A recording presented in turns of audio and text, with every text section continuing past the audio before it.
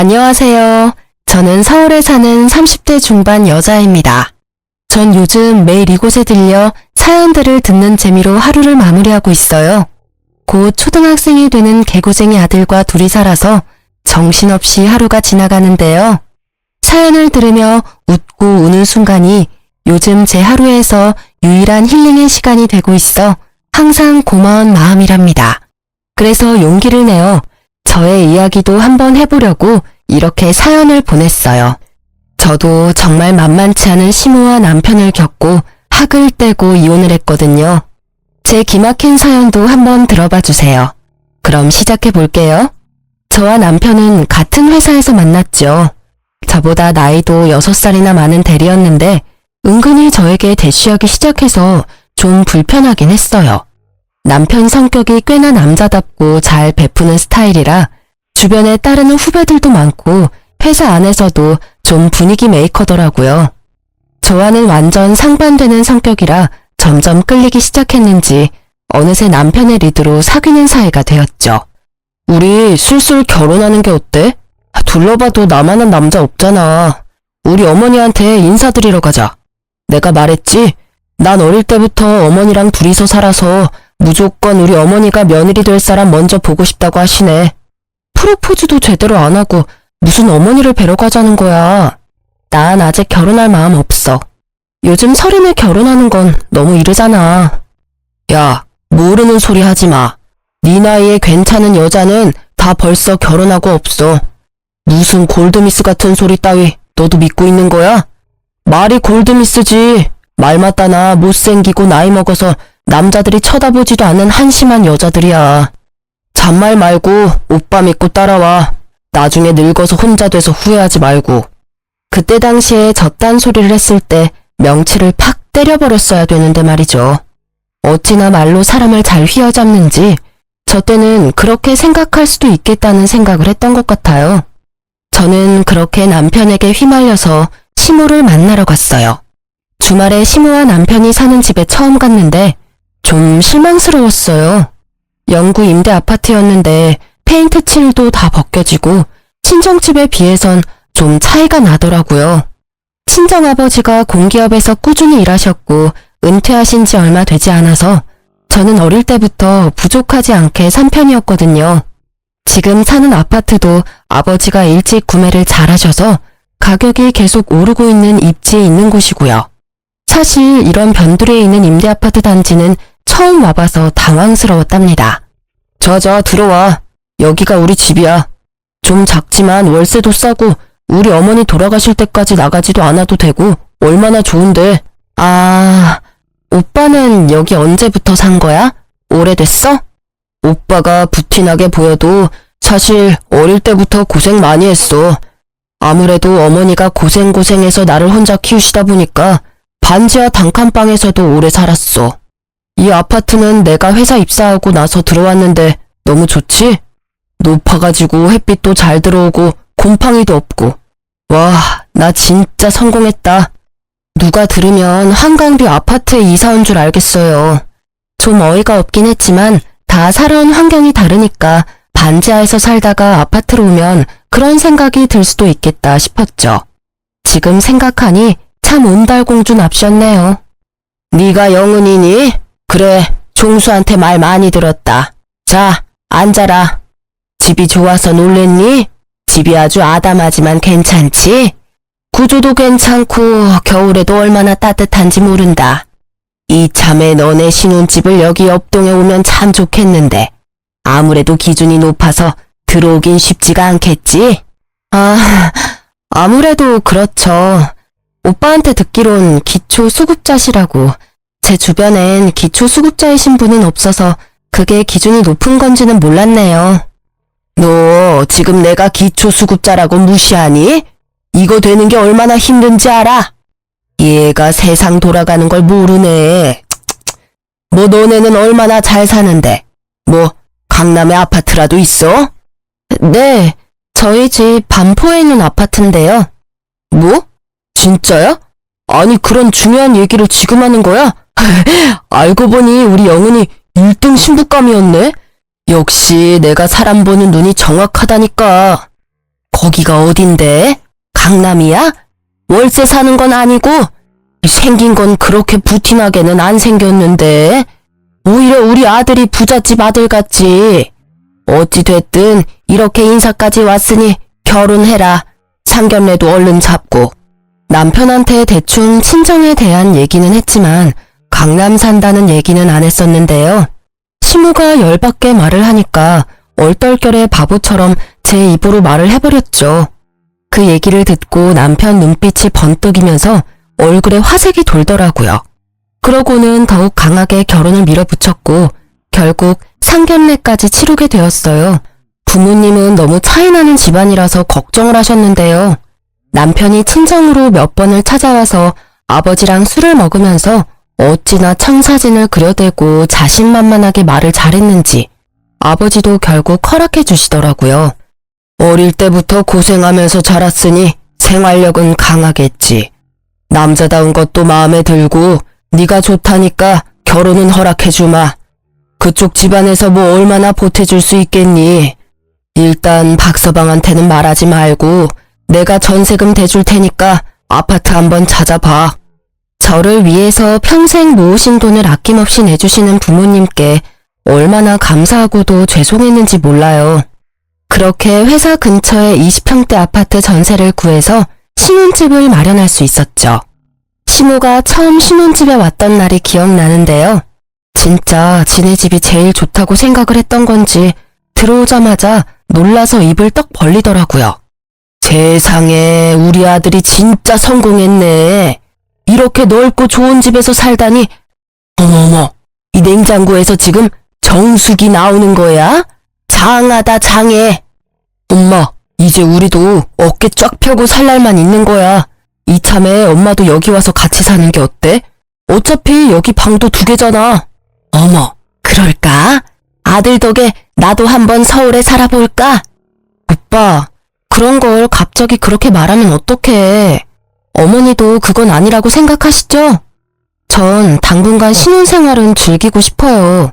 대신 저희가 자주 찾아뵐게요. 그리고 어머니, 여기 전세예요. 우리가 산 집 아니라고요. 진짜 집을 살려면 열심히 돈 벌어야죠. 넌 어쩜 말을 그렇게 서운하게 하니? 누가 진짜 여기 산대? 해보는 말이지. 나도 네 눈칫밥 먹으면서 살 생각 없다.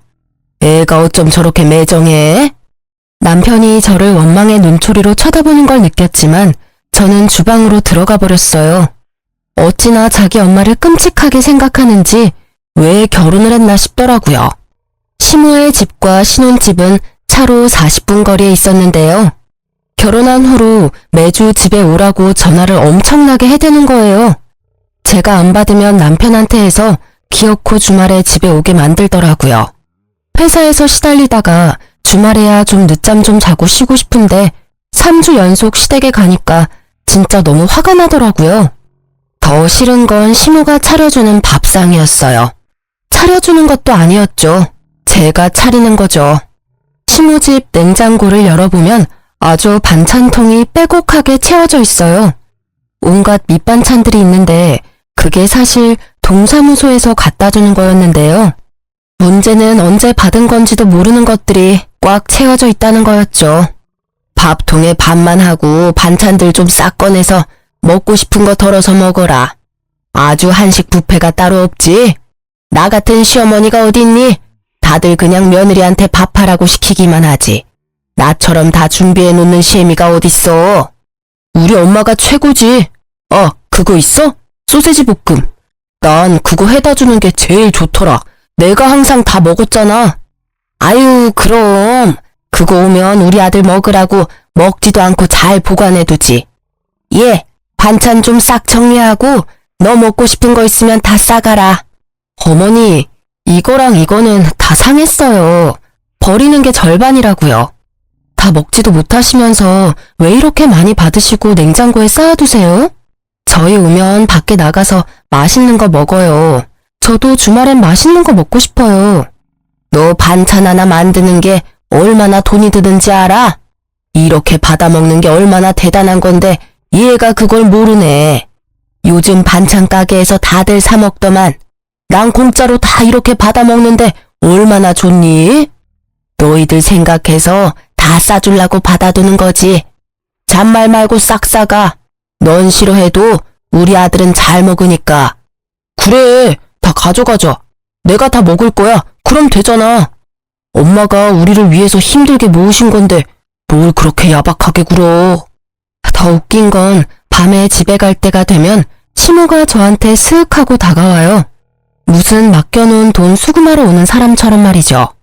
예, 너는 내가 그렇게 말을 해도 먼저 챙겨주는 법이 없니? 너 일부러 그러니? 네가 직장일 하면서 이거 반찬 다 만든다고 생각해봐. 거기다 요즘 물가가 얼마나 올랐니?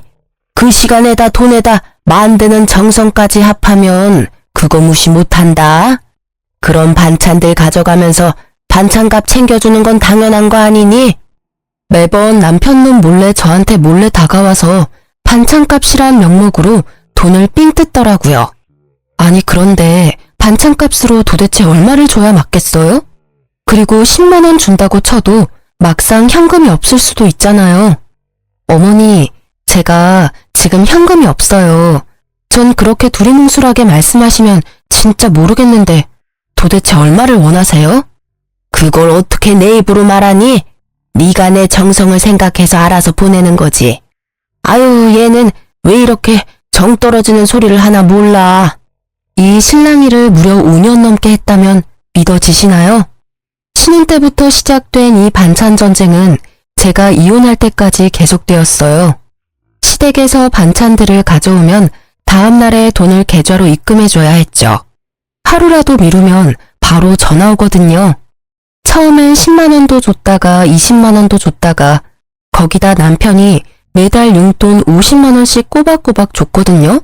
그것도 반은 제가 보탰어요. 거기다 저한테만 따로 비밀처럼 반찬값을 받아간 거죠. 신혼 때는 매주 갔었으니까 한 달이면 40만 원이었네요. 차라리 그 돈으로 내가 먹고 싶은 반찬을 사다 먹었으면 억울하지라도 않지. 캐캐 묵은 반찬 쓰레기 수거해오면서 돈은 돈대로 나가니 환장을 노르시죠. 더 웃긴 건 뭔지 아시나요? 지 엄마 앞에선 반찬 맛있다, 엄마 덕분에 반찬 걱정 없다고 이러던 인간이 막상 집에 가져다 놓으면 안 먹어요. 제가 먹고 싶어서 새로 계란찜이라도 하잖아요? 그럼 새로운 반찬 지가 홀랑 다 먹어요. 저야 당연히 먹기 싫어서 안 먹고 아이가 생긴 뒤로는 아이한테도 절대 안 줬고요. 자식한테 내가 갓 해준 음식 먹이고 싶지 누가 일주일 전에 만든 계란말이 먹이나요? 저는 이 반찬 전쟁이 너무 지겨워서 지금도 반찬 가게 앞에 지나가기도 싫다니까요. 어릴 때부터 가난하게 살았으면 왠지 더 아껴 쓰면서 살 것 같잖아요. 전 남편과 시무를 보면서 그게 전혀 아니란 걸 알게 됐죠. 가난하게 사는 건 아예 경제 개념이 없어서 그런 거더라고요. 남편이 연애 시절부터 데이트 비용도 다 내고 선물도 잘 사줬거든요. 회사에서도 동료들한테 커피도 잘 사다 주고 주전부리도 잘 사다 준다고 인기 많았거든요. 쥐뿔도 없으면서 도대체 어디서 돈이 나서 그렇게 했었던 걸까요? 네, 맞아요. 다 빚이었던 거죠. 결혼을 하고 몇 년이 지났을 때 남편 앞으로 신용대출이 5천이 있다는 걸 알게 되었어요. 그것도 숨기려고 발악을 하다가 결국 저한테 걸려서 대판 싸우게 되었죠. 어떻게 이런 큰일을 숨길 수가 있어? 결혼 전에 빚 있다는 걸 다 말했어야지. 도대체 이게 이자가 얼마야? 오빠 진짜 미쳤어? 야, 빚도 다 자산이야. 그거 몰라? 그리고 막말로 이 돈에서 절반이 너 먹이고 입힌 돈이다. 너한테 들어간 돈인데 이제 부부가 됐으니까 같이 갚아야지. 뭐라고? 이게 지금 말이야 방구야? 이거 사기 결혼이야. 심각한 걸 전혀 모르겠어? 어차피 내 이름으로 받은 내 대출이고 내가 다달이 갚고 있는데 네가 뭔 권리로 막말을 해? 아, 냅둬. 내가 다 갚고 이거 배로 돈 벌어서 너 갖다 주면 될 거 아니야. 그러면 아무 말도 못 할 거면서. 참나, 여자가 남자 하는 일에 이래라 저래라야. 오빠 말 진짜 정 떨어지게 한다. 지금이 무슨 조선시대인 줄 알아? 나 이대로 못 넘어가니까 당장 이거 어떻게 상환할 건지 계획표 만들어서 가져와. 그리고 지금까지 오빠가 돈 관리 다 했잖아. 오빠가 투자 잘한다고 내 월급도 다 맡기라고 해서 맡겼는데 이게 지금 심각한 상황이 아니야? 지금까지 모은 돈 얼마나 있는지 그것도 이참에 다 까봐. 안 그럼 나 우리 부모님한테도 다 말하고 이혼할 거니까. 제가 정색을 하고 말하니까 무서웠는지 지금까지 모은 돈이 든 계좌 확인서를 떼서 보여주더라고요. 그나마 모은 돈이 있어서 안심이 되었어요.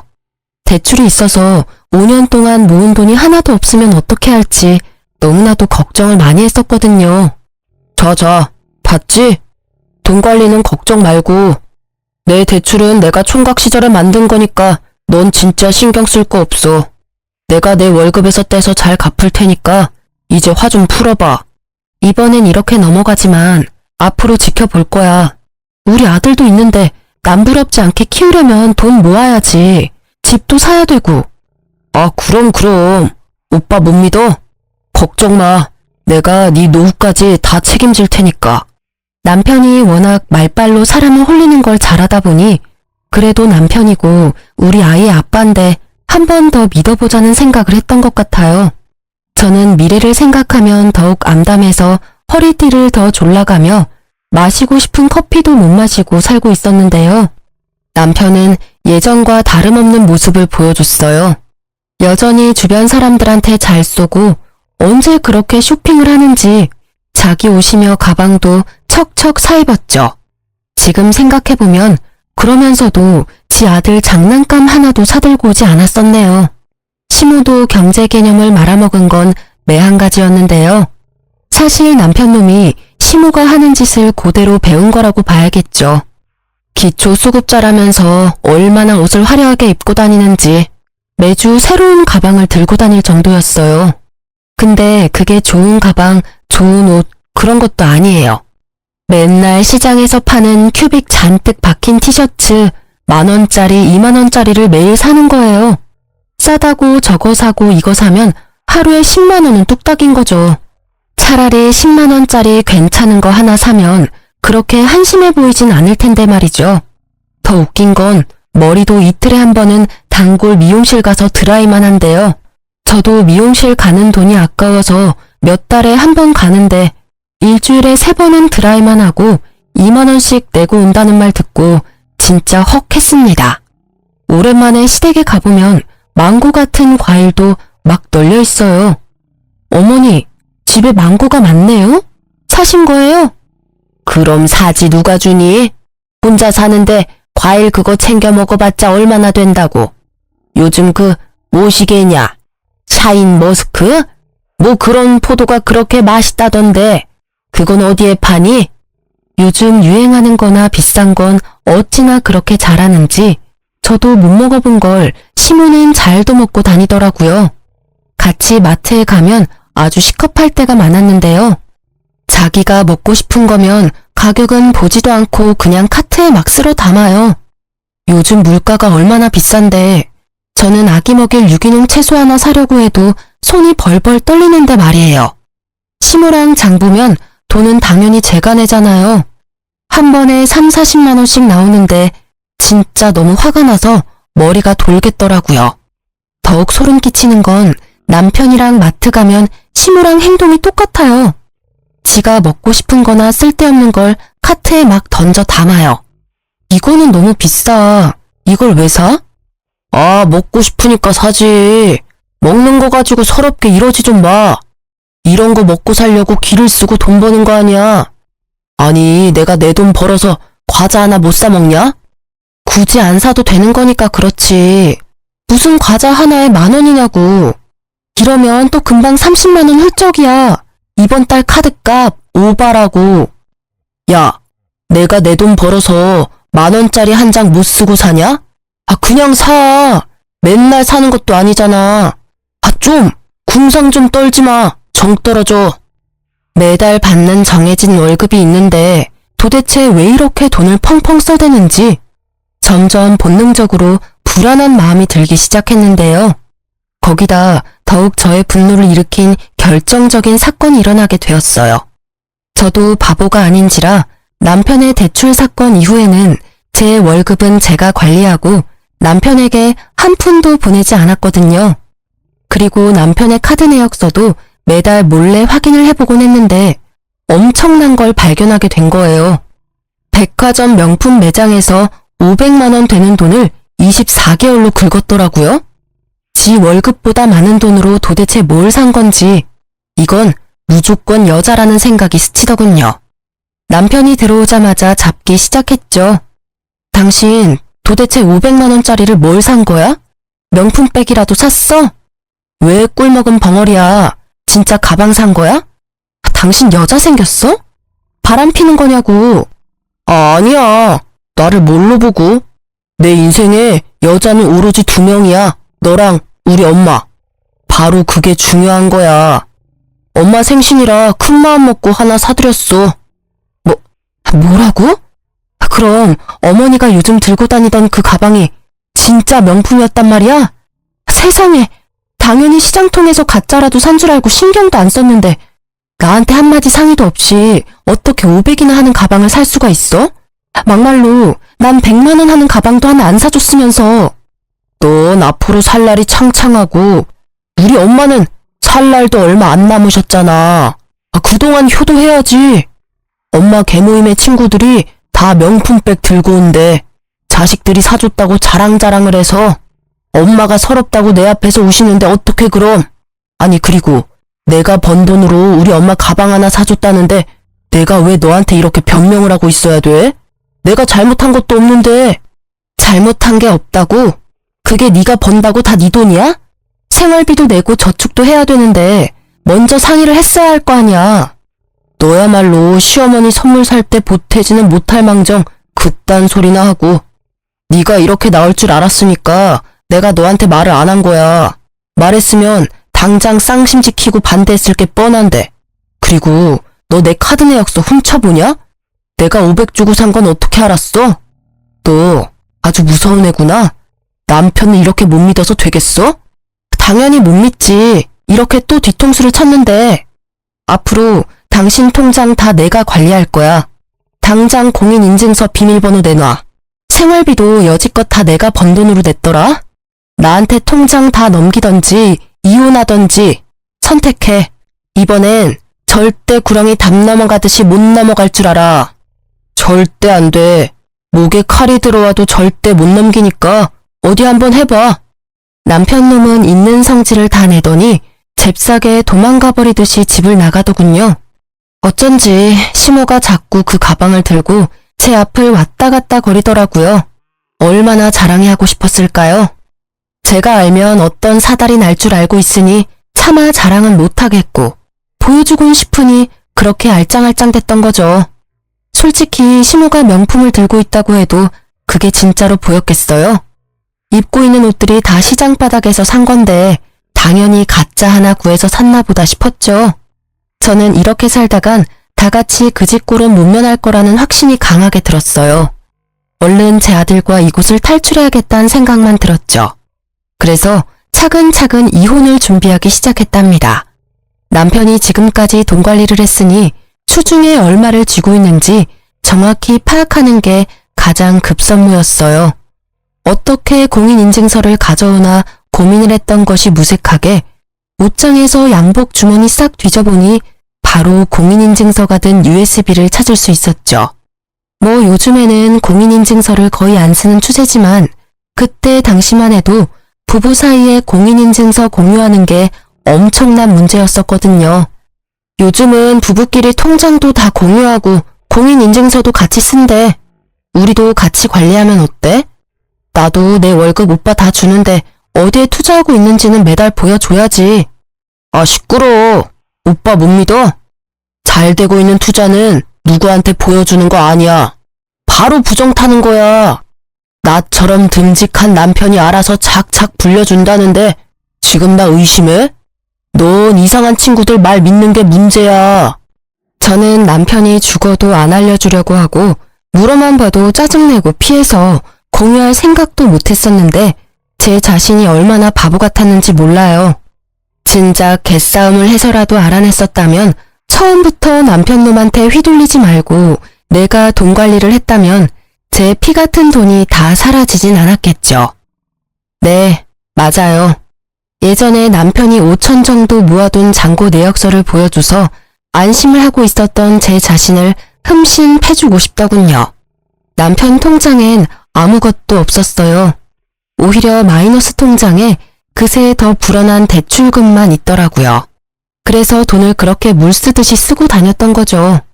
지 월급과 제 월급을 다 털어쓰고 거기다 마이너스 통장에서 빼쓰고 대출까지 받아가면서 말이에요. 확인을 해보지 않아도 저한테 보여준 잔고 내역서가 거짓이었다는 걸 본능적으로 느낄 수 있었죠. 그러고도 남을 놈이었으니까요. 저는 배신감과 분노에 몸이 바들바들 떨려왔어요. 참 타이밍도 기가 막히지. 마침 시모가 전화가 오더라고요. 너는 어쩜 며느리라는 게 안부 전화도 없니? 거기다 이번 주에 내 생일인데 주말에 온다느니 뭐 말이 있어야 될 거 아니야. 생일 챙겨달라고 전화하신 거예요. 어머님 아들이 큰 거 사줬잖아요. 500씩이나 되는 명품백을 받았는데 또 뭐가 필요하신데요? 너 말이 삐딱하다. 비밀로 하자더니 네 남편이 벌써 얘기했어. 내가 그동안 너한테 말을 못해서 그렇지 내 친구들이 명품백 안 든 애들이 없다. 내가 늙어가는 마당에 얼마나 주눅이 들고 서러웠는지 말도 못한다. 우리 아들이 큰맘 먹고 지 월급으로 사줬는데 뭘 그렇게 승질을 내고 그러니? 어머니, 막말로 강남에 사는 우리 친정엄마도 10만 원도 안 되는 가방 들고 다니세요. 어머니가 왜 500만 원짜리 가방이 필요하신데요? 가는 데가 동네 시장밖에 더 있어요. 사람들이 그거 진짜로 보지도 않아요. 아유, 그래. 너가 배 아파서 그러는 거 다 안다. 걱정 마. 너 어디 중요한 데 갈 때 내가 언제든지 빌려줄 테니까. 그럼 됐지? 그나저나 내 친구들은 생일 때 며느리가 해외여행 패키지를 보내주더라. 부부면야 해외여행 둘이 가면 얼마나 재미지겠니? 난 뭐 혼자니까 그런 거 가라고 해도 안 간다. 내가 서러워하는 걸 아니까. 아니, 그런데 이번에 내 친구들이 내 생일 맞아서 같이 제주도를 가자네. 저한테 그 얘기를 왜 하시는 건데요? 그럼 친구들이랑 가시면 되겠네요. 내가 명품백까지 들킨 마당에 이런 얘기해서 좀 그렇긴 한데 내가 친구들한테 비행기 값을 다 내준다고 했거든. 내가 비행기표 끊는 거 하지도 못하고. 그래서 그런데 네가 좀 끊어줄래? 5명인데 요즘 제주도 그렇게 안 비싸잖아. 아, 제주도 여행이요? 그거 참 좋은 생각이네요. 지금 날씨도 좋으니까 오랜만에 여행 가면 진짜 좋겠네요. 그렇지? 그래, 요즘 해외보다 제주도가 더 좋지. 힘들게 뭐하러 멀리 가, 그치? 그럼 좀 부탁한다. 저는 그 길로 바로 회사에 연차를 신청했어요. 바로 제주도행 비행기표까지 일사천리로 끊었죠. 시모 생일 바로 전날에 저는 친정엄마와 함께 공항으로 향했답니다. 핸드폰 딱 끄고 4일 동안 엄마와 너무나도 행복한 시간을 보냈어요. 떠올려보니 친정엄마와 둘이 여행한 건 처음이더라고요. 바다를 보며 아이처럼 좋아하는 엄마와 물장난도 하고 맛있는 음식도 잔뜩 사 먹으며 제대로 힐링을 했네요. 그리고 여행 마지막 날에 엄마에게 그동안 있었던 일을 힘겹게 말씀드렸어요. 이제라도 알았으니 됐다. 그동안 혼자 얼마나 마음고생을 했어. 배은망덕한 놈 같으니라고. 처음부터 말만 번지르르 하는 게 엄마 마음에 안 들었어. 네가 좋다니 반대는 못했지만 이제라도 아닌 거 알았으면 됐다. 당장 이혼해. 아빠 엄마가 아직까진 너랑 재민이 먹여 살릴 힘은 있어. 아들을 낳고 친정에서 몸조리한 후로 친정엄마와 둘이 있는 시간을 보낸 게 얼마나 오랜만이었는지 몰라요. 엄마가 저를 위로해주고 당장 이혼하라고 말씀해 주시니 기댈 곳이 있다는 게 정말 큰 힘이 되더라고요. 그렇게 여행을 마치고 저녁에 집으로 들어갔더니 시모가 떡 버티고 앉아있더군요. 아이고, 드디어 들어오셨네. 시어미 생일 제대로 물 먹이니까 좋냐? 너 때문에 친구들한테 얼마나 망신살이 뻗었는지 알아? 당신 전화도 꺼놓고 도대체 어디 갔다 온 거야? 그 명품백 때문에 지금 시위하는 거야? 아무리 그래도 그렇지. 시어머니 생신은 챙겨야지. 어디 갔다 왔냐고. 나? 나 제주도 여행 다녀왔어. 당신 엄마가 제주도 얘기하니까 진짜 가고 싶더라. 우리 엄마 모시고 제주도 다녀왔는데 왜? 뭐 잘못됐어? 뭐? 네 엄마랑 제주도에 갔다 왔다고? 너 나 물 먹이려고 작정을 했구나. 제주도 비행기표 사놓는다더니 네가 갔다 와? 아들, 너 이렇게 무서운 애랑 계속 살 거야? 난 이런 애 며느리로 더 이상 받아줄 수가 없다. 당장 이혼해. 아무리 화가 나도 그렇지. 우리 엄마 빼놓고 너랑 장모님이랑 가면 어떡해. 엄마가 얼마나 제주도를 가고 싶어 하셨는데. 장모님은 남편도 있고 강남에 집도 있잖아. 네 엄마? 이혼? 그래요. 안 그래도 당장 이혼할 거니까 이젠 아줌마라고 불러도 되겠네. 아줌마, 제주도 가고 싶으면 아줌마 아들한테 말하면 되지. 왜 나한테 표를 사놓으라고 난리예요? 그것도 아줌마 친구들 것까지.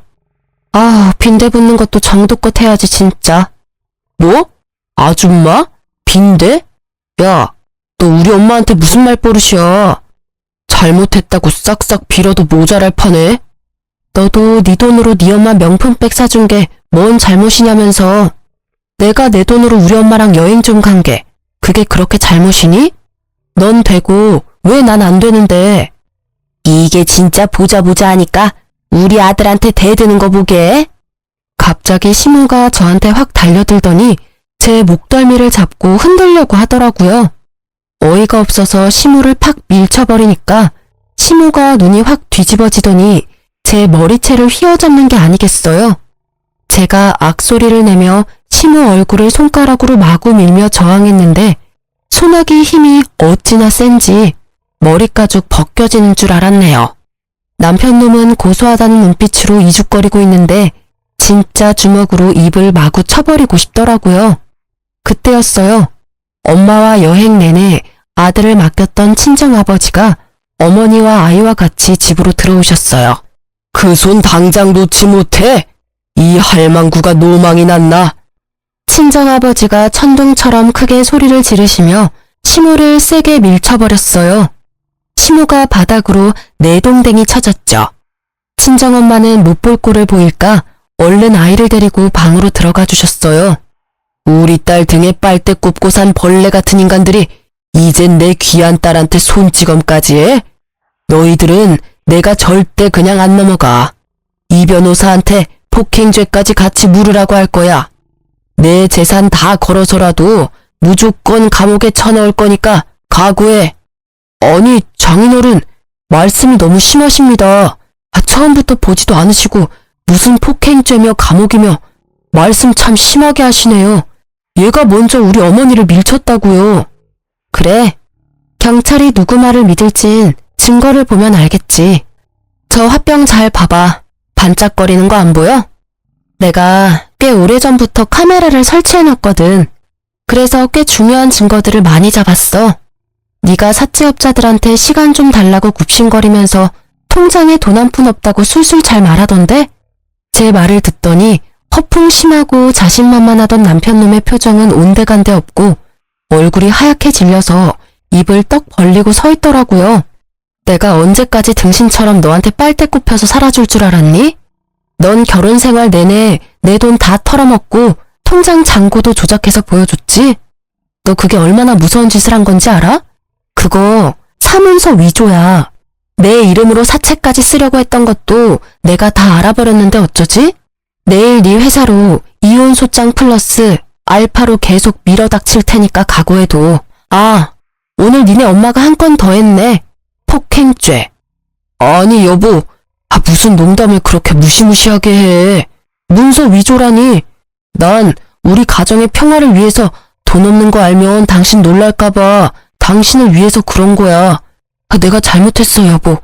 우리 아들을 봐서라도 딱 한 번만 봐줘, 응? 역시 사기꾼답게 상황이 어떻게 돌아가는지 잘 아네? 그래 맞아. 너한테 절대적으로 불리해. 그렇게 설렁설렁 용서해달라고 하면 내가 응 하고 받아줄 것 같아? 좁아터진 임대아파트에서 살던 거 구제해주니까 진짜 네가 잘난 거 같아? 니네 엄마랑 당장 이 집에서 꺼져. 당장. 참나, 말이 심하네. 이혼하는 마당에 확실하게 하고 넘어가야지. 왜 내가 내 집에서 나가? 네가 나가야지. 여긴 법적으로 엄연히 같이 대출이자 내가면서 산 집인데 당연히 반반 갈라야지. 왜 내가 나가? 네가 이혼하자고 했으니까 네가 나가. 저는 집 얘기에 금세 휙 태도가 바뀌는 남편놈을 보니 기가 차서 웃음밖에 안 나오더라고요. 저런 놈을 믿고 여지껏 결혼 생활을 한 제 자신이 바보 같아서 헛웃음이 새어나왔죠. 그 나이 먹도록 경제관념이 그렇게 없는 것도 참 신기하다. 너 등기부등본 같은 건 떼본 적이나 있니? 내가 알려줬으니까 한번 떼봐. 여기 전세계약자 이름이 누구로 돼 있는지, 그리고 돈 펑펑 쓰느라고 신경도 안 썼겠지만 너 여기 전세이자 한 번이라도 낸 적 있어?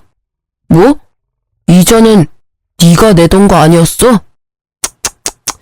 저런 개념 없는 놈 허풍 떠는 것만 보고 금쪽 같은 우리 딸을 내줬다니. 내가 사람 잘못 봐도 한참 잘못 봤지. 그동안 대출이자는 당연히 안 냈겠지. 내가 전세금 다 대줬으니까. 남편이란 작자는 친정아버지의 말이 이해가 안 가는 듯이 한동안 움직이지도 않고 머리를 굴리고 있더군요. 한마디로 이 집엔 네가 10원 한 장 기여한 게 없다는 말이야. 그러니까 넌 그냥 지금 니네 엄마랑 나가면 돼. 당장 나가. 그때 시모가 친정아버지 앞에 무릎을 꿇고는 머리를 조아리는 게 아니겠어요. 사돈, 우리 애가 아버지 없이 커서 잘 배우질 못해서 그렇지 나쁜 애는 절대 아닙니다. 누구보다 지 마누라랑 새끼를 끔찍하게 여기고요. 앞으로 제가 절대 용돈도 안 받고 1,000원 한 장 우리 며느리한테 달라고 말 안 하겠습니다. 제발 이혼만은 말려주세요. 왜요? 이혼하면 이 집 처분하고 몇 억은 굴러떨어질 거라고 생각했나 봐요.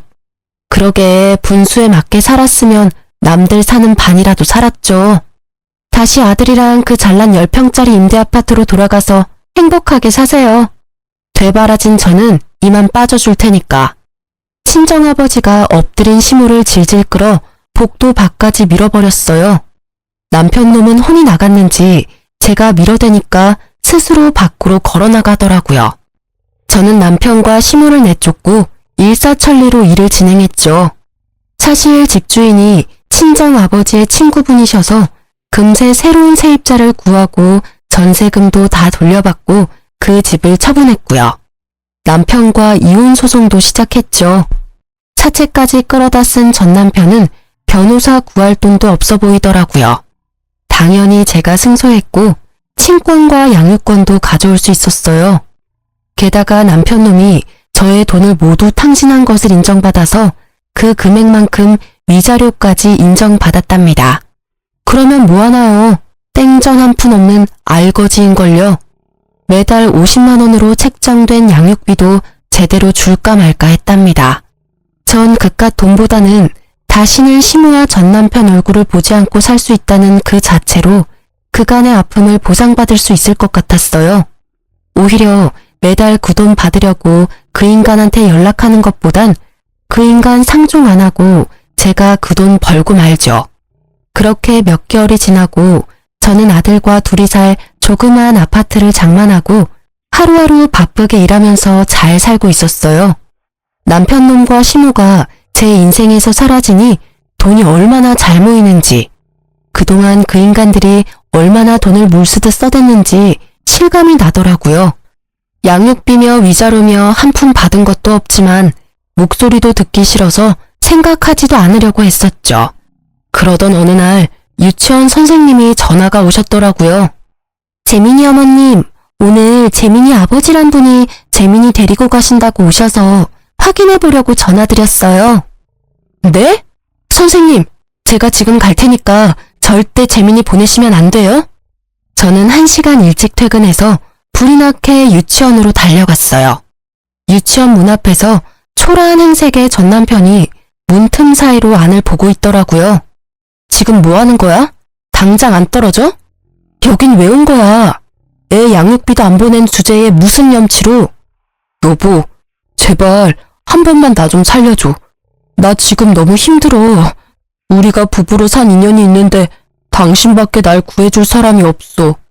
사채업자들이 회사까지 찾아와서 잘린 지는 오래고 집까지 와서 맨날 죽치고 있잖아. 어머니도 중풍으로 쓰러지셨어. 난 그놈들한테 쫓기느라 집에도 못 들어가고 불쌍한 우리 어머니 거동도 못 하시는데 제발 당신이 좀 가서 봐주면 안 될까? 개 풀 뜯어먹는 소리 하고 있네. 그렇게 반찬 갖다 주는 복지과 직원들이 많은데 왜 나한테 부탁을 해? 네 엄마나 네가 동사무소 가서 간병이니 뭐니 벌써 신청 다 했겠지. 안 봐도 비디오다. 언제는 그런 거 신청 안 하는 게 바보라며? 어디서 불쌍한 척은? 그딴 말도 안 되는 소리 하러 또 애 유치원 앞에 나타나기만 해봐. 한 번만 더 오면 접근 금지 신청할 거야. 여보, 제발 한 번만 재민이랑 우리 어머니 만나러 와줘. 재민이 눈에 밟혀서 어머니가 맨날 눈물바람이셔. 난 당신이 보고 싶어서 밤마다 울어. 우리 다시 합치면 안 될까? 이 화상아, 말 좀 알아들어라. 그런 거짓말 침도 안 바르고 할 거면 양육비나 한번 보내고 하던가. 당장 꺼져. 다신 찾아오지 마. 법적으로 한다고 하니 무서웠던 건지 사채업자들한테 쫓기느라 정신없는 건지 그 후로 전 남편을 보는 일은 없었답니다. 앞으로도 제발 다신 보지 않았으면 좋겠어요. 그 인간과 함께했던 약 10여 년의 시간이 저에게는 인생의 암흑기였고 다신 떠올리고 싶지 않거든요. 그 인간과 이혼하지 않았더라면 저도 사채업자들한테 매일 시달리고 우리 부모님까지 시달렸을 생각을 하니 이혼이 진짜 신의 한 수였다는 생각이 들어요. 놓아야 할 순간에 그게 낭떠러지처럼 보일지라도 과감하게 놓을 줄 아는 것도 인생을 살아갈 때 참 중요한 것 같아요. 지옥불 앞에서 무사히 살아나왔으니 저는 당분간은 아이와 재밌게 살아가고 싶어요. 혼자만의 시간을 가진 것도 참 오랜만이라 매일이 소중하게 느껴지는 요즘입니다. 만약 지금 놓아야 할 순간인 걸 알면서도 무서워서 정 때문에 망설이고 계신다면 저처럼 과감하게 행동해보라고 말씀드리고 싶어요. 그럼 기적처럼 새로운 문이 열리더라고요. 이렇게 제 이야기를 해보았는데 어떠셨나 모르겠어요. 오늘도 사연 듣는 모든 분들이 행복하길 바라보면서 글을 마칠게요. 들어주셔서 정말 안녕하세요. 저는 애 하나 있는 30대 지방에 살고 있는 돌싱녀입니다. 제 이혼 스토리를 말하면 주변 사람들이 모두 신의 한 수였다고 할 만큼 절묘한 타이밍이었기에 이렇게 글을 쓰게 됐어요. 저와 남편은 소개팅으로 만났습니다. 첫인상은 나쁘지 않았고 두 사람 사이에 공통점이 많았기에 더 잘 맞았던 건지도 모르겠네요. 그중 하나가 양가 아버님들이 일찍 돌아가셨다는 거예요. 그래서 서로의 집안을 소개할 때는 마음이 덜 불편했던 것도 사실이었어요. 친정 어머님은 남편이 박봉에 야근이 많은 직업이라는 걸 탐탁지 않게 생각했지만 단 한 가지, 주식을 하지 않는다는 점을 높이 샀습니다. 저희 아버지가 주식으로 다 잃고 건강까지 잃어 일찍 돌아가셨거든요. 그 탓에 일하며 어린 저를 키워야 했던 친정엄마는 주식 투자는 하지 않겠다고 꼭 약속해달라고 했어요. 남편은 그 당시만 해도 주식 같은 건 모르는 터라 걱정하지 말라며 호언장담을 하고 저희는 결혼식을 올렸습니다. 지방이라 집값은 그리 부담스럽지 않아 작은 평수의 아파트를 대출을 껴서 자가로 구입했습니다. 제 집이 있다는 것만으로도 벅찼던 우리는 조금 힘들겠지만 5년 안에 빚을 갚자고 생각하고 있었어요. 이때가 제 결혼 생활 중 가장 기쁘고 행복했던 시절이 아닌가 싶어요. 집에 들어갈 벽지, 바닥재, 싱크대며 인테리어를 고민하면서 즐거운 시간을 보냈죠. 그렇지만 하지 말라고 하면 더 하고 싶은 게 사람 마음인가 봐요. 결혼한 지 얼마 지나지 않아 남편이 가상화폐에 빠지게 됐다는 걸 알게 됐거든요. 집 대출금이 빠져나가야 할 날짜에 집 대출금이 빠져나가지 않았더라고요. 남편 월급이 생활비 통장으로 들어와서는 거의 대부분이 다시 남편 명의의 다른 은행으로 들어갔더라고요. 이상하다 싶어 남편이 퇴근할 때까지 기다렸어요. 자기, 집 대출금이 빠져나가지 않았던데 어떻게 된 거야? 월급이 들어왔다가 거의 대부분이 다른 은행으로 빠져나갔던데 혹시 뭐 쓸 데 있는 거야? 일단 급해서 내 돈으로 넣어두긴 했는데 진짜 무슨 일 있는 건 아니지? 어? 아, 그거? 사실 이번 월급으로 비트코인 샀거든. 요새 다들 하잖아. 직원이 하고 있길래 나도 한번 투자해봤어. 뭐? 자기가 비트코인에 투자를 해? 당신 제대로 알고나 가상화폐 투자하는 거야? 생각보다 위험해. 남들 한다고 따라해서 되는 게 아니라고. 괜찮아. 가상화폐는 넣어두면 무조건 오르게 돼 있어. 이번에 좋은 정보가 들어왔거든. 다음 달 정도쯤에는 거의 20%는 오른다고 하더라고. 그러면 우리 그걸로 여행이나 갈까? 여행? 자기야, 나는 그 돈 필요 없어. 지금 넣은 건 조금 손해보더라도 다 빼. 그냥 우리 돈만 벌어서도 살 만큼은 살아. 지금까지도 괜찮았잖아. 그리고 자기 우리 엄마랑 약속했잖아. 주식 같은 건 안 하기로. 엄밀히 따지면 비트코인이 주식은 아니잖아. 그리고 이 정도는 다들 해. 솔직히 말해서 나 같은 박봉, 우리 같은 서민들이 개미처럼 부지런히 일해봐야 돈 버는 족족 나갈 뿐이잖아. 이런 수단이 아니면 우리는 늙어서도 이렇게 살고 있겠지. 우리 아이와 당신을 위해서도 나는 돈 벌고 싶어. 그리고 나는 그렇게 심하게 하는 편도 아니고. 이제야 말하는 거지만 나 좀 벌기도 했거든. 그러니까 걱정하지 마. 아니, 비트코인도 주식이랑 비슷한 거지. 주식보다 더 위험성이 높은 거 나도 알고 있거든? 그리고 정직하게 돈 버는 건 나쁜 게 아니야. 주식, 좋지. 자기가 그만큼 주식을 잘 안다면. 그런데 주식도 아닌 가상화폐야. 전문가들도 위험하다고 하는 걸 굳이 당신이 시작해야겠어?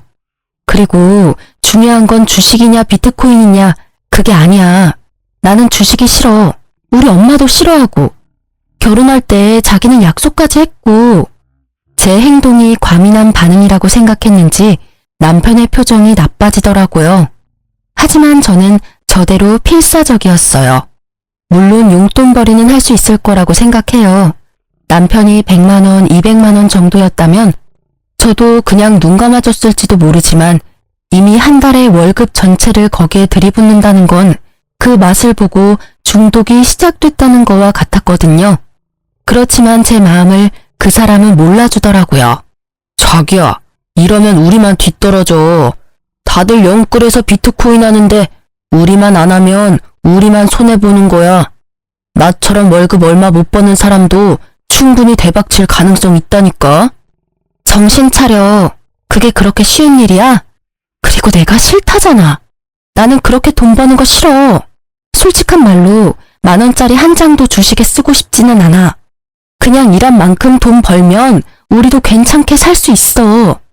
일한 만큼 돈 벌면 나가는 게 반이야.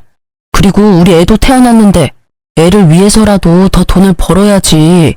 언제까지고 이렇게 소처럼 일만 하면서 남들 눈치 보면서 살아. 가상화폐로 돈 벌어서 떵떵거리며 살아야지. 그렇게 쉽게 돈 벌 생각을 하는 게 문제라는 거야. 정직하게 번 돈은 거짓말을 안 해. 그치만 주식이나 가상화폐는 달라. 모르는 사람들에게는 거의 늪이나 마찬가지라고.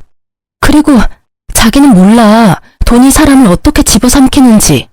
우리 친정집에서 있었던 일 내가 이야기해줬잖아. 그걸 듣고도 투자를 하고 싶어? 나하고 장인어른하고는 다르지. 나는 확실한 정보가 있다니까. 그리고 가상화폐는 앞으로 좋아지면 좋아졌지 절대로 떨어지거나 망할 일은 없어. 바보야? 그런 정보가 있으면 너도 나도 다 부자지. 그런 거 다 사기꾼이라고. 자기는 뉴스도 안 봐? 그리고 가상화폐만큼 애매모호한 것도 없어. 전문가들이 바보니? 그 사람들 경고는 안 봐? 나는 지금 코인이 잘 되고 있다고. 그래서 당신한테 말하고 있는 거야. 수익률이 잘 나오니까 월급까지 넣는 거고. 난 잘 되고 못 되고 간에 그냥 당신이 월급을 모조리 코인에 넣는 게 싫은 거라고. 내 말이 이해가 안 돼? 됐어. 자기랑 이야기하는 게 벽이랑 이야기하는 거랑 똑같아. 그냥 이쯤 하자. 대출금은 내가 엄마한테 빌려서라도 넣을 테니까. 코인이 잘 되는데 시어머니한테 왜 돈을 빌려? 코인 잘 됐다며? 그럼 코인 팔아. 그거 팔아서 대출금 당장 넣어놔. 시모에게 돈을 빌리려는 정신나간 남편의 행동에 저는 놀라서 소리를 쳤어요. 궁시렁거리는 남편은 팔고 싶지 않은지 머뭇거리다가 어디론가 전화를 걸었습니다. 엄마, 난데 돈 좀 빌려줘. 미쳤어, 진짜? 저는 얼른 남편 폰을 빼앗아 시모에게 말했습니다. 어머님, 죄송해요. 별일 아니니까 끊으셔도 돼요. 야, 폰 뺏어가면 어떡해. 그리고 지금 흐름 좋아서 당장 못 뺀다고. 그렇다고 어떻게 시어머니한테 돈을 빌려달라고 할 수가 있어. 당신 생각이 있어? 도대체 이게 무슨 소리야? 차분히 이야기 좀 해봐라. 왜 돈을 빌려달라는 거야? 결국 시모의 물음에 저는 남편이 벌인 일을 이야기할 수밖에 없었어요. 시모가 남편을 말려줄 수도 있다는 생각을 잠시 했거든요. 물론 제가 잘못 생각한 거였지만, 남자라면 주식도 할 수 있지. 안 그래? 다 제 가족을 위해서 하는 일이지 않니? 네가 이해해. 그렇다고 큰 돈으로 하는 것도 아닌데 왜 이렇게 호들갑을 떠는지 나는 모르겠구나. 어머님, 큰 돈 작은 돈이 중요한 게 아니에요. 월급의 거의 대부분을 가상화폐에 쏟아붓는다고요. 그거야말로 잘못된 거죠. 무슨 일이든 미천이 있어야 하잖니. 그거라고 생각하면 네 마음도 조금 편하지 않을까? 무조건 남편 탓만 하지 말고 너도 잘 알아봐. 어머님, 주식은 절대 안 된다고 저희 엄마랑 이이랑 철석같이 약속했어요. 그런데 이렇게 주식에 손을 대다뇨. 그래서 애까지 낳았는데 이런 일로 이혼하게? 내가 언젠가 한 번은 말하려고 했는데 사돈도 그렇고 너도 그렇고 둘 다 그렇게 융통성이 없어서 어떡하니? 결혼 전에도 난리더니 아주 남편을 잡겠다 잡겠어. 그리고 네 남편이 바보도 아니고 주식으로 큰 돈 날릴 사람처럼 보이니? 작은 돈으로 용돈벌이나 하려는 거겠지. 저는 그 말에 어이가 없었지만 일단 잠자코 들었어요. 우리 부부의 일에 시모까지 끼이면 일이 커질 것 같았거든요. 제가 받지 않겠다고 하는데도 시모는 결국 남편의 계좌로 돈을 붙여주겠다고 하고 전화를 끊었습니다. 결국 시모의 돈을 빌릴 수 있게 된 남편은 싱글벙글이었어요. 저놈의 머리털을 쥐어 뜯어서라도 코인을 말리고 싶었던 저는 친정엄마를 구원투수로 부르기로 했어요. 엄마, 김서방이 비트코인 투자한대. 어떻게 좀 말려봐봐. 내가 아무리 이야기해도 씨알도 안 먹혀. 이번 달은 월급이 거의 다 들어간 것 같아. 아이고, 김서방 바꿔봐라. 내 단단히 일러둘 테니까. 남편은 제 전화에 기겁을 하고 나를 바라봤습니다. 저는 이렇게라도 남편의 생각을 돌리고 싶었기에 전화를 건넸어요. 결국 받지 않으려던 남편이 마지못해 전화를 받았죠. 장모님. 애 엄마가 너무 호들갑 떠는 거예요. 진짜 별거 아니고 돈도 많이 안 들어갔어요. 그리고 주식 아니고 가상화폐라는 건데.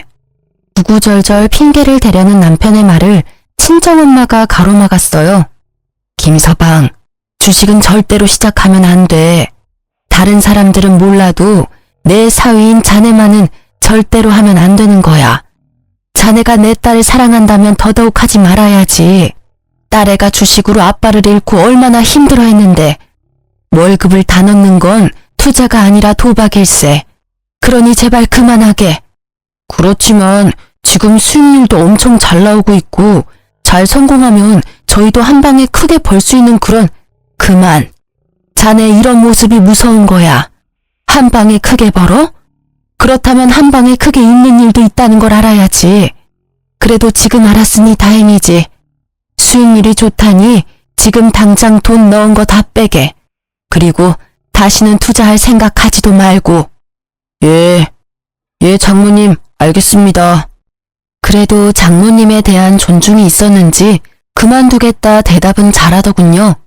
하지만 전화를 끊자 남편은 제게 도리어 화를 냈습니다. 그런 말을 왜 장모님한테 한 거야? 장모님이 날 뭘로 알겠어? 약속이나 깨는 놈으로 생각할 거 아니야? 그럼 아냐? 지금 약속이나 깨는 사람이 됐잖아. 월급을 어떻게 다 비트코인에 투자를 해? 나 육휴 중이라 월급도 반으로 줄었어. 이 와중에 생활비까지 줄어들면 쌀밥만 먹고 살래? 어? 우리 애를 좀 봐. 잘 먹고 잘 놀아야 할 이 시기에 돈 없어서 굶으면 보기 좋니? 왜 또 그렇게 이야기를 해? 어차피 이유식 기간 동안에 뭐 그리 많이 먹는 것도 아니구만. 이제 1살도 안 된 애가 뭘 안다고 이것저것 다 해주려고 해? 지금 좀 부족하게 살아도 좀 있으면 돈 더 벌 수 있다니까? 말이 안 통하네. 돈을 더 벌지 더 잃을지 어떻게 알아? 네가 신이니? 뭐라도 돼? 됐고, 이렇게 돈 벌어서 쓸데없는 일에 쓸 거면 내가 복귀해서 돈 벌게. 자기는 육아휴직 쓰고 집에서 애나 봐. 육아휴직 쓰면 월급 팍 줄거든? 월급 줄라고 그러는 거야. 내가 돈 벌면 내가 알아서 생활비 꾸리면 되는데 자기가 돈 벌면 생활비는커녕 대출금까지 비트코인에 다 투자할 것 같으니까. 그리고 내가 생활비 관리할 거니까 자기 육아휴직 급여 통장은 우리 생활비 통장으로 들어오게 해줘. 지금처럼 그냥 생활비만 넣을게. 대신 나머지 돈으로 나도 쓸 수 있게 해줘야지. 이렇게 막는 게 말이 돼? 누가 뭘 막아? 생활비 통장으로 사고 싶은 거 사. 대신 현금 출금이나 송금은 안 돼. 그런 내역 있으면 당장 생활비 통장도 못 쓰게 막아버릴 거니까. 대출금 갚아야지. 그거 못 갚으면 우리 큰일 나. 결국 남편은 육아휴직을 쓰기로 하고 생활비 통장을 제가 관리하게 됐어요. 한동안은 육아로 바빠서 그런지 아니면 반성을 한 건지 비트코인에 대한 이야기는 하지 않더라고요. 생활비 통장도 깨끗하고요. 그래서 마음을 놓았는데 여전히 불안하기는 했어요. 제 버릇 남 못 준다고 한번 돈에 맛을 들인 남편놈이 다시 코인을 찾을까봐 매의 눈으로 남편을 지켜봐야 했어요. 그렇게 시간이 지나면서 점점 남편이 정신을 차렸다고 생각하고 있었어요. 그렇지만 평화로움은 그리 오래가지 못했어요. 3달 정도 뒤부터 남편은 경조사비를 자주 요구하기 시작했어요. 처음에는 친구 결혼식, 그 다음은 돌잔치, 장례식 등등 갑자기 밀어닥치듯 경조사가 줄줄이 있더라고요.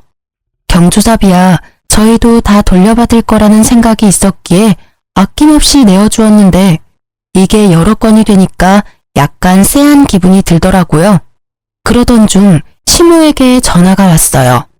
예, 오늘 내가 다른 사람이랑 부딪혀서 그 사람 스마트폰을 망가뜨리게 했지 뭐니. 내가 목돈이 없어서 그러는데 돈 좀 빌려주면 안 되겠니? 물어보니까 신형폰이라서 300만 원 정도 한다는데. 네? 무슨 폰이 그렇게 비싸요? 혹시 사기꾼 뭐 이런 건 아니에요? 어떻게 하다가 떨어진 건데요? 아니야. 폰만 떨어뜨린 게 아니라 상대방도 넘어져서 좀 다쳐서 병원도 가야 한대. 그래서 돈을 많이 부르네. 좀 해주면 안 되니? 내가 나중에 갚아줄게. 저는 시모의 말에 뭔가 의심스러웠지만 대놓고 의심할 수도 없어 일단 돈을 먼저 붙여주었어요. 이상한 마음이 들었지만 시모가 다친 게 아니라면 다행이라는 생각도 들었고요.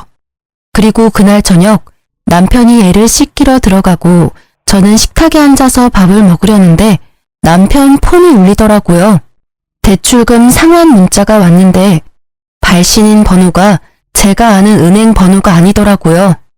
우리 집 대출금이 나가는 금융기관이 아니라 제2금융권이었어요.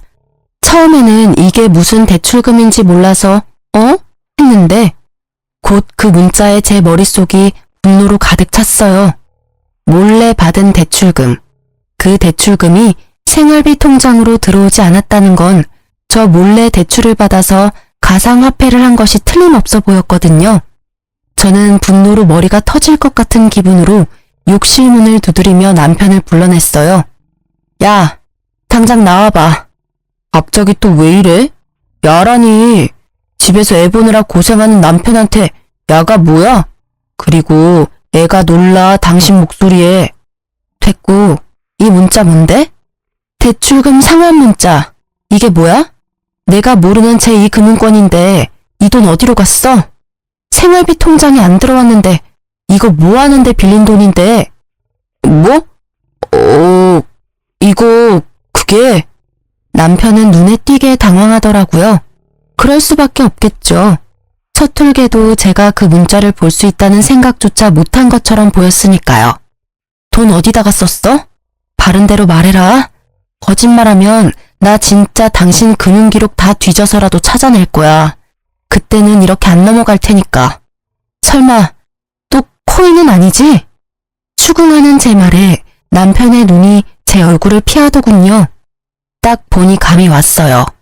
가상화폐에 또 넣었구나 싶었죠. 너 비트코인을 대출까지 받아서 하는 거야? 조용하다 했더니 뒤에서 아주 호박씨를 깠네. 나랑 엄마 속이고 또다시 손을 댔어? 그래, 대출금이 총 얼마야? 그게 얼마 안 돼. 진짜로 코인 잘 되면 곧 다 갚을 거야. 그래서 얼마나 빌렸냐고. 5천만 원 정도. 신용대출이랑 차 담보 대출이랑. 뭐? 5천? 미쳐도 아주 단단히 미쳤어. 코인이라는 도박에 완전히 맛이 갔네. 말해봐. 비트코인 망했지? 네가 코인이 잘 됐으면 돈을 빌릴 턱이 없어. 뭐가 지금 안 풀리니까 돈을 빌렸을 거 아니야. 아니야. 처음에는 수익률이 좋았는데 요새 좀 나빠지고. 근데 그게 원래 나빴다 좋았다 하는 거라 좀 놔두면 또 오를 거야. 그게 오를지 안 오를지 자기가 어떻게 아는데. 수익이 안 오르면 거기서 멈추면 될 일이지. 왜 돈을 빌려서까지 코인을 해? 내가 이 상황을 이해 못하는 내가 이상한 년이야? 아니면 이 상황에도 돈을 빌리는 네가 이상한 놈이야, 어? 대답 좀 해봐. 자기야, 제발 진정해. 이거 이번에는 진짜 확실한 정보라서 절대 오를 거야. 이번에 수익률이 진짜 대단하다더라고. 조금만 더 버티면 돼. 나 코치해주는 사람이 좀만 버티면 된다고 했거든. 아니, 난 못해. 그리고 너한테 코치해준다는 사람들이며 확실한 정보들이며 설마 카톡 주식 리딩방 뭐 이런 데서 얻는 거야? 설마 거기에다가도 돈 낸 건 아니지? 정보를 어떻게 공짜로 얻을 수가 있어. 그 정도 확실한 정보면 돈을 좀 내서라도 받아야지. 그 사람들 수익률 보면 당신도 놀랄 거야. 진짜 소액으로 지금 거의 억대 돈을 벌었는데 다들 통장으로 증명하고 난리라니까. 뻔뻔한 건지 멍청한 건지 분간이 안 되는 남편의 말과 행동에 결국 저는 터져버리고 말았습니다. 야, 정신 안 차릴래? 그 사람들 다 사기꾼이라고 했지. 소액으로 억대 돈을 벌어. 그거 다 다른 사람들 등쳐먹고 받아낸 돈이라고. 네가 바보야? 등신이야? 어떻게 그런 사기꾼들한테 낚여서 몰래 대출까지 받냐고. 사기꾼 아니라고. 그 방에 있는 사람들 중에 나보다 먼저 들어온 사람들 다 돈 벌었어. 다들 통장 증명하고 난리 났다니까. 그거 다 바람잡이들이잖아. 됐어. 다 됐으니까 마지막 경고야. 다 제자리로 돌려놔. 나는 일단 지금 너한테 실망했고 네가 코인 중독이라고 생각해. 이 결혼 생활을 잘해나갈 자신이 없어졌으니까 네가 결단 내려. 이거 다 제자리로 돌리고 원래 살던 것처럼 우리끼리 소박하게 살 건지 아니면 처자식 담보로 대박 노리면서 한탕주의 할 건지. 제 말에 대답을 하지 않고 입을 꾹 다문 남편의 고집이 느껴져서 저는 실망과 함께 체념의 마음을 안게 됐어요. 며칠 동안 말도 하지 않고 있던 우리 부부의 일을 어떻게든 해결하기 위해 저는 남편과 함께 시모를 찾아가기로 했어요. 남편이 대출까지 해서 코인을 한다는 걸 알면 시모가 말려줄 거라고 생각했거든요. 부모라면 말려주겠지. 그렇게 생각했는데 저의 그 생각 자체가 다 부질없는 짓이었지만요. 어머님, 저 이대로는 못 살겠어요. 이 사람 대출까지 받아서 비트코인 하고 있어요. 제발 좀 말려주세요. 예? 그게 왜 잘못된 거니? 나는 도리어 네가 더 이해가 안 가. 저번에도 말했지만 다 가족 잘 되라고 남편이 하는 일인데 너는 아내가 돼서 남편이 하는 일을 도와주지는 못할 망정 하는 일마다 망치고 있으면 어떡해? 대출 받아서 코인을 하는 게 뭐가 그렇게 잘못된 거야? 제대로 벌고 있고 원금만 가지고 있으면 큰 문제 없는 거 아니니? 어머니, 모르시는 말씀이세요. 주식이나 투자는 남는 돈으로 하는 거예요. 이렇게 있는 돈 없는 돈 다 끌어모아서 하는 건 중독이나 마찬가지라고요. 남의 돈, 공짜 돈 버는 게 얼마나 힘들고 무서운 일인지 모르세요? 다들 그렇게 벌고 있잖니. 그리고 위험하다는 걸 알고 있으니 전문가들하고 같이 하는 거겠지. 내가 해보니까 그게 도박이 아니라 건전한 주식이던데. 설마 어머님도 코인 하시는 거예요? 그래, 권유로 해봤는데 생각보다 벌이가 쏠쏠하더구나. 너희가 나한테 주는 용돈보다 더 벌어. 빼지 않고 계속 넣어놓고 있는 중이야. 이런 좋은 걸 넌 왜 안 하고 남편 탓만 하는 거니? 눈앞이 캄캄해지는 시모의 말에 불현듯 그때의 전화가 떠올랐어요. 모르는 사람과 부딪혀서 돈을 달라고 했던 시모. 그게 설마 거짓말이라면 혹시 저번에 사고 나서 돈 받아가신 것도 코인에 넣으신 건 아니죠? 지금 와서 숨길 것도 없지. 그래, 그 돈도 코인에 넣었어. 네가 돈을 틀어쥐고 안 주니까 좋은 시기 다 놓쳐버렸지 않니? 그 돈 어차피 곧 다 벌 거야. 내가 2배로 돌려줄 테니 걱정 말거라. 미쳤어. 둘 다 정신이 있는 거예요? 그거 중독이에요. 제발 정신 좀 차리세요. 어머님, 혹시라도 이 사람 말 듣고 시작하신 거면 제발 다 정리하세요. 돈을 빌려서 투자를 하는 건 투자가 아니라 도박이라고요. 왜 다들 그런 생각은 안 하시는 거예요? 저는 마지막까지 시모와 남편을 설득하기 위해 애썼지만 가상화폐에 미친 두 사람의 귀에는 전혀 들리지 않는 듯 했습니다. 그만해. 우리가 하고 싶다는데 왜 당신이 난리야? 나한테 그러는 건 그렇다 쳐. 그런데 우리 엄마한테까지 이러는 건 좀 심하지 않아? 솔직한 말로 우리가 너한테 무슨 피해를 그렇게 줬는데 대출금 못 갚은 거? 그거 엄마한테 빌려서 넣었고 지금 내가 받은 육아휴직 급여도 다 당신한테 들어가잖아. 나는 아무것도 못하게 하면서 뭐가 그렇게 당당해. 이럴 거면 차라리 이혼해. 갈라서면 될 거 아니야. 웃기지도 않아. 그 말을 네 입에서 들을 줄은 상상도 못했는데 그래, 하자 이혼. 방귀 낀 놈이 성낸다고 딱 그 꼴이네. 이혼하면 다른 건 다 필요 없고 집하고 아이 친권, 양육권만 넘겨. 딱 봐도 남편 놈에게 돈이라고는 없을 게 분명하고 가진 게 없으니 위자료도 뭐도 아무것도 없을 것 같아 고민하던 저는 일단 집이라도 받아야겠다는 생각을 했어요. 그 집의 대출 상환금 중에 반은 내가 낸 것이기도 했고 집에 정이 들었기에 팔아버리고 싶지는 않았거든요. 그런데 대출금 상환 능력도 없는 남편놈이 갑자기 안 된다지 뭐예요? 지금 생각이 있는 건지 없는 건지 저는 답답한 마음에 쏘아댔습니다. 뭐? 집? 그건 좀 곤란한데. 당신한테 집 주고 나면 나는 남는 게 없잖아. 그렇게 머리가 안 돌아가? 당신 그 집 갖고 가서 대출금 매달 낼 자신 있어? 지금도 월급을 코인에 다 갖다 바치는 주제에 입만 살아가지고는. 어차피 팔면 대출금 빼고 나머지는 건질 수 있잖아. 설마 당신 그 돈이 자기 거라고 생각하는 건 아니지? 그 상환된 대출금에 내 돈도 반은 들어가 있고 그거 아니라도 이 이혼의 가장 중요한 논점은 당신 코인 중독이야. 와이프 모르게 대출받아서 그것도 여러 건을 반복해서 대출받아서 돈 생길 때마다 가상화폐 한 거 명백하게 당신 쪽에 문제가 있는 거라고. 그건 당신 생각이고 나는 중독 아니라고 몇 번을 말했지. 왜 사람을 계속 중독으로 몰아가는 건데? 그래야 네가 위자료 받을 수 있을 것 같아? 꿈 깨. 나는 아무것도 너한테 못 줘. 아니라고 생각하는 당신 머릿속에 꽃받친 거겠지? 그 쓸모없는 머리는 단순한 계산도 못하는 거야? 이런 가상화폐 중독은 친권과 양육권도 못 가져가. 합의가 아니라 소송하고 싶으면 해도 돼. 난 자신 있고 소송으로 가면 내가 받을 돈 더 많아질 거 예상하니까. 그래도 안 돼. 그 집 놔두면 집값 더 올라갈 건데. 그래? 그러면 네가 돈으로 해결해보면 되겠네. 나한테 돈이 어디 있다고 계속 돈 타령이야? 비트코인 팔면 되잖아. 좀 벌었다며. 그러니까 코인을 팔아서 나한테 위자료를 주면 되지. 그것도 재산은 재산이니까. 그건 절대 안 된다고 말했다. 놔뒀다가 가격 지금보다 더 올라가면 팔 거야. 그러면 무슨 돈으로 나한테 위자료 줄 건데? 퇴직금이라도 중간 정산할 거야?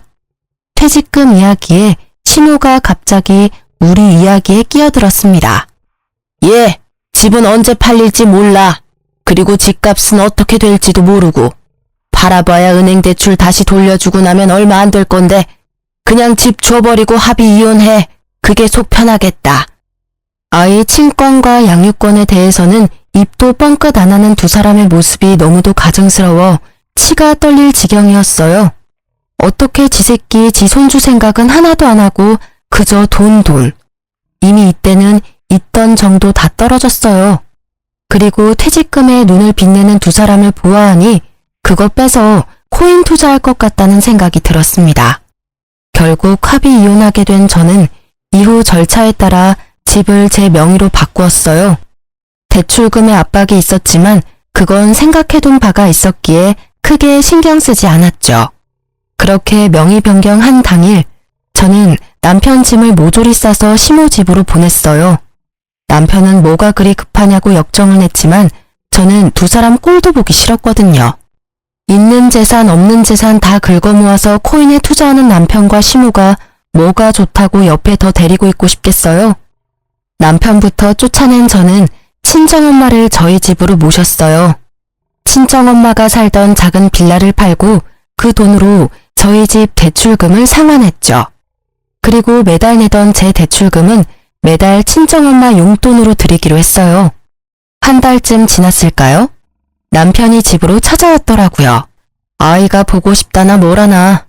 이혼하자며 큰 소리 떵떵 칠 때는 우리 딸 이름 한자도 꺼내지 않더니 갑작스레 딸이 보고 싶다는 말이 믿음이 갈 리가 없잖아요. 딸이 보고 싶다는 가짜는 핑계 같은 거 대지 말고 하고 싶은 말 있으면 해. 이야기는 들어줄게. 우리 이혼하는 거 다시 한번 생각해보면 안 될까? 그게 무슨 소리야? 우리 이미 그 이야기는 다 끝냈다고 생각하는데 너도 나도 시어머니까지 동의한 거 아니었어? 이제 와서 두말하는 건 아니지? 나는 이미 생각 끝났어. 너무 냉정하게 끊지 말고 잘 생각해봐. 애한테는 아빠도 필요하고 무엇보다 나한테 당신이 너무 필요해. 입이 삐뚤어져도 말은 똑바로 해야지. 당신이 필요한 건 내가 아니라 내가 벌어다 줄 돈이잖아. 그런 식으로 말하지 말라니까. 물론 돈도 지금 없기는 해. 그래도 그것만으로 이혼 다시 생각해보라는 건 아니라고. 2번 다시 가상화폐는 안 할 테니까 다시 돌아와줘. 당신 돈이 왜 없어? 집 대출금 상환액만 해도 100만 원 남짓이야. 그거면 지금 가지고 있는 대출도 충분히 갚을 수 있어. 게다가 퇴직금도 있잖아. 그거 받아서 대출 상환하면 끝이지. 그 꼴을 보니 그 돈도 다 가상화폐에 넣었겠네? 그게... 쭈뼛거리며 불쌍한 표정을 짓는 남편 놈을 보니 딱 견적이 나오더라고요. 집어릇 개 못 준다고 결국은 가상화폐에 다시 털어넣은 것 같았어요. 진짜 잘 되고 있었는데 이번에는 재수가 없었어. 내가 투자한 가상화폐가 갑자기 유의 종목이 돼서 결국은 하나도 못 건졌다 그거지? 이거 봐. 내가 뭘 했어? 사기꾼들 손에 놀아나지 말라고 했지. 됐어. 더 이상 이런 주제로 이야기하는 것 자체가 싫다. 다른 데 가서 알아봐. 매몰찬 제 말에 남편이 갑자기 무릎을 꿇더니 제 바짓가랑이를 붙잡고 늘어졌어요. 그 모습이 처량하고 딱한데 딱 거기까지였어요. 그러게 내가 말할 때는 들은 채도 안 하더니 결국은 이런 사달을 만들고서는 이제와 후회한답시고 나한테 다시 합치자고 하다니 뻔뻔한 것에도 정도가 있어야죠. 여보, 제발 나 딱 한 번만 살려줘. 빚도 빚이지만 생활이 안 되고 있어. 다시 돌아와주면 안 될까? 당신 나 사랑하잖아. 그렇지?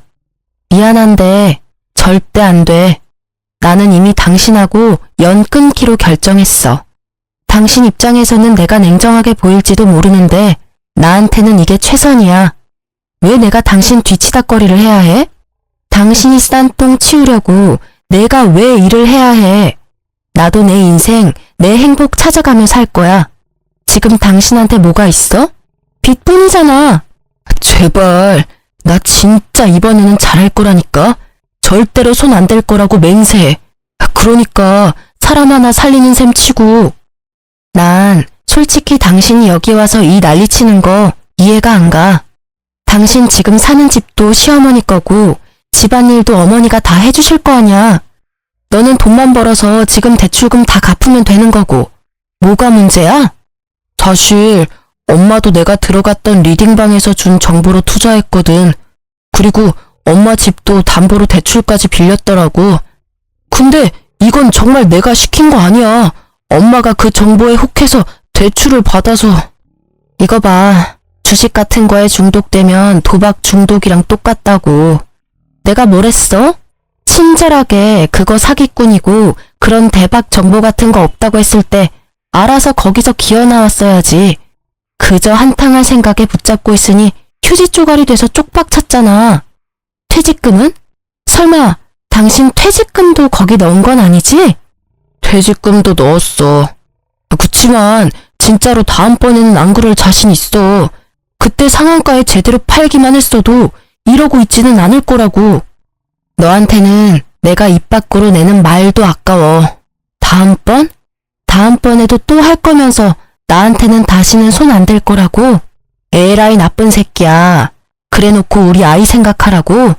아주 지랄을 해라, 어? 당신은 반성 같은 거 할 생각도 없고 하고 싶지도 않잖아. 어디서 거짓말을 하고 난리야. 아니야. 진짜로 마음 고쳐먹었다니까. 엄마랑 나 지금 생활비도 없어서 공과금 낼 돈도 없어. 그러니까 제발 우리 이혼 다시 생각해보자. 지금 장모님이랑 같이 살고 있는 것 같은데 다 같이 살면 되잖아. 우리 엄마는 당신 꼴도 보기 싫대. 엄마 충고도 무시하고 이런 짓을 벌인 주제에. 그래, 가상화폐할 때는 우리 엄마 생각이나 했겠니? 아쉬우니까 와서 이러는 거 다 알아. 그리고 경고하는데 당신은 나한테 돈 빌리러 오면 안 되는 사람이야. 양육비 한 번이라도 못 받으면 지구 끝까지 쫓아가서 받아낼 거니까. 양육비 소리에 그놈의 얼굴이 새파랗게 질리더라고요. 여기 와서 이럴 입장이나 돼요? 저도 엄연히 돈을 받아야 하는 입장인데 말이죠. 내가 양육비를 받기 위해 충고해주는데 저녁에 일 마치고 투잡을 뛰면서 돈 마련하던지 해. 그렇게 하면 양육비 정도는 낼 수 있을 거야. 저의 친절한 해결 방법에도 그놈은 힘들게 돈 벌 생각은 없는지 입을 삐죽하게 내밀고는 시무룩한 얼굴로 나가더라고요. 책임감도 없고 죄책감도 없는 저놈의 뒤통수를 한 대 때려주고 싶었지만 꾹 참았어요. 그래, 빠져나온 게 다행이라고 저를 다독이면서 말이죠. 그렇게 저희는 완전히 남이 되었습니다. 그때 그 개운함이란 잘못했으면 그놈의 부채를 저도 같이 떠안을 뻔했잖아요. 일을 저지른 사람이 그 일을 책임지고 해결하는 게 맞잖아요. 그 뒤로 들려온 소식도 그렇게 좋은 소식은 없었어요. 전 남편과 시모가 살던 시모의 집에 채권 추심하는 사람들이 들이닥쳤다고 하더군요. 그 후로 새벽에 배송 알바를 하러 다니는 남편을 자주 목격했다고 하더라고요. 게다가 시모와 남편의 사이가 엄청 안 좋아졌는지 매번 싸우는 소리가 집 밖으로 들려온다고 이웃에 사는 분들이 말해주더라고요. 대부분이 네가 하는 말을 들어서 망했다라고. 둘 다 똑같죠 뭐. 그리고 1년쯤 지났을까? 어린이날에 아이와 친정엄마 이렇게 셋이서 놀러 갔다가 돌아오는 길에 전 시모를 마주치게 됐어요. 어머, 다은이 아니니? 할머니야. 잘 지냈어? 많이 컸구나. 아는 척하며 딸아이에게 다가오자 딸이 무서운지 친정엄마 뒤로 숨어버리더라고요. 저희 엄마도 그런 아이를 보호하듯 뒤로 보냈어요. 전 시모의 몰골은 예전과 너무 달랐어요. 항상 멋쟁이처럼 꾸미고 다니던 옷이며 머리며 전부 어딜 갔는지 지금은 완전히 시골 할머니가 다 됐더라고요. 안녕하세요. 잘 지내셨어요? 잘 지냈겠니? 네가 남편 버리고 가는 바람에 나도 낙동강 오리알 신세 됐잖니. 이 나이에 일하고 다니는 노인이 어디 있어? 너 재결합하자고 찾아간 남편 무시했다며. 그러는 거 아니다. 걔도 엄연히 다은이 아빠야. 어떻게 생겨먹은 애가 아빠한테서 애를 떼어놔? 냉정하기도 하지. 그런 엄마 밑에서 클 내 손주가 걱정이 돼서 요새는 밤에 잠도 안 온단다. 네, 저 냉정해요. 그런데 말은 똑바로 하셔야죠. 제가 남편을 버린 게 아니라 남편이 저를 버린 거죠. 먼저 이혼 이야기 꺼낸 건 그 사람이니까요. 그리고 어느 엄마가 주식에 중독된 아빠를 네 아빠라고 당당하게 보여줄 수 있겠어요?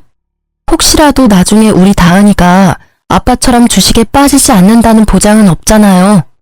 제가 할 수 있는 건 그런 나쁜 사람들에게서 애를 떼어놓는 거예요. 그 1순위가 다은이 아빠랑 다은이 할머님이시죠. 아빠면 아빠답게, 할머니면 할머니답게 지냈으면 이럴 일도 없었을 텐데 제가 그렇게 하지 말라고 했는데 사기꾼한테 놀아나서는 나쁜 사람들? 너 지금 날 나쁜 사람이라고 한 거니? 세상에 어느 며느리가 시어머니를 그렇게 불러? 그것도 손녀 보는 앞에서. 아니라고 말 못하시잖아요. 똑같이 사기꾼한테 놀아나셨으니까. 그 사람이 사기꾼은 아니었어. 우리가 타이밍을 못 맞춘 거지. 예, 그러지 말고 사실 우리도 이미 가상화폐는 다 접었어. 그러니까 애 아빠랑 다시 잘해볼 생각 없니? 애한테도 아빠가 필요하지 않니? 글쎄, 나쁜 아빠는 필요 없다니까요. 재결합 같은 거 생각도 해본 적 없어요. 그러니까 그런 말씀 하지 마세요. 그리고 가상화폐 다 접었다는 말 저는 안 믿어요. 그게 얼마나 끊기 힘든 중독인지 누구보다 제가 더 잘 알거든요. 그래서 처음에 그 사람한테 시작하지도 말라고 한 거고요. 제 말에 전시무는 쌍심지를 켜고 저를 쳐다보더라고요. 뭐 어쩌겠어요. 싫은 것도 사실이고 두 사람이 아직 가상화폐를 하는 것도 사실일 테니. 그게 아니었으면 제 말에 반박하셨겠지만 아무 말도 못하고 쳐다만 보고 있었거든요. 그래도 이렇게 마주친 것도 인연인데 저희가 집까지는 모셔다 드릴게요. 집은 이제 여기 없어. 집 옮겼다. 집이 경매에 넘어가서 결국 원룸에 월세 주고 들어가서 지내고 있어. 망할 놈의 새끼. 왜 나한테 가상화폐 같은 걸 알려줘서는 이런 꼴을 보게 만들어? 아들이 아니라 왼수지. 나는 정말로 조금만 할 생각이었는데 무조건 뜬다고 돈 박박 긁어 넣으라고 해서 집 담보 대출만 아니었으면 그래도 괜찮았을 텐데 나쁜 놈. 시무는 결국 화가 치밀어 오른 건지 전 남편의 욕을 마구 해댔어요. 그렇겠죠. 아들이 권해서 시작했고 아들 때문에 망했으니 욕할 곳이라고는 거기밖에 없을 거예요. 그런데 어차피 선택은 자기가 한 거 아닌가요? 자기도 크게 벌고 싶어서 선택했으면서 누굴 탓하는 건지. 그걸 보고 있던 저희 친정엄마가 보다 못해 한마디 하시더라고요. 아들 욕할 거 뭐 있어요? 내가 보기엔 둘 다 똑같은 망종이구만. 자식이 잘못된 길로 가면 말릴 생각을 해야지. 부모가 돼서는 같이 나란히 잘못된 길로 가면 어떡해요? 나랑 내 딸한테 융통성 없네 뭐네 말할 때는 이런 결과는 생각도 안 했죠? 그리고 그 집 아들이랑 우리 딸은 인연 끊었으니까 재수없게 두 번 다시 재결합이니 뭐니 말도 꺼내지 마요.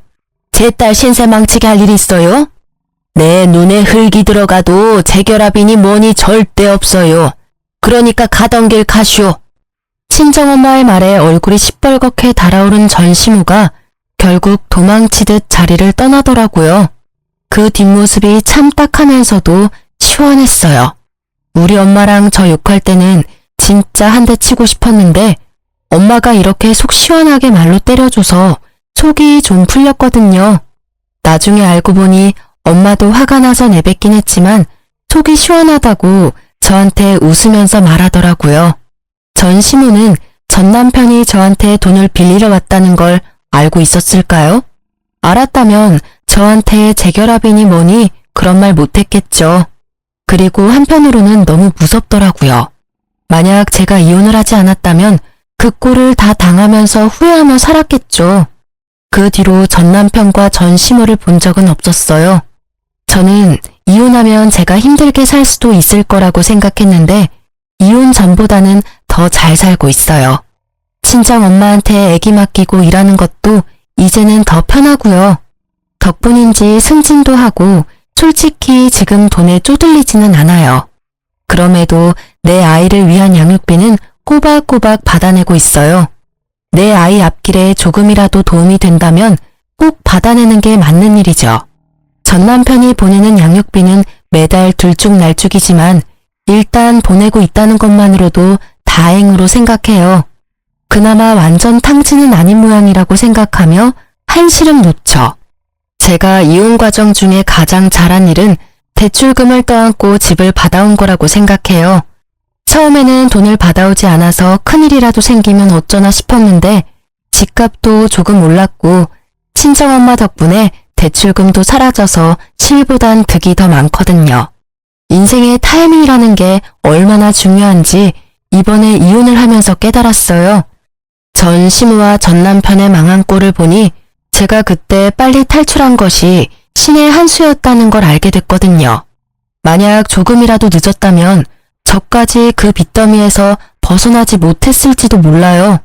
사연글을 쓰다 보니 정말 절체절명의 순간이었다는 걸 다시 한번 실감하게 되네요. 이렇게 긴 글을 읽어주셔서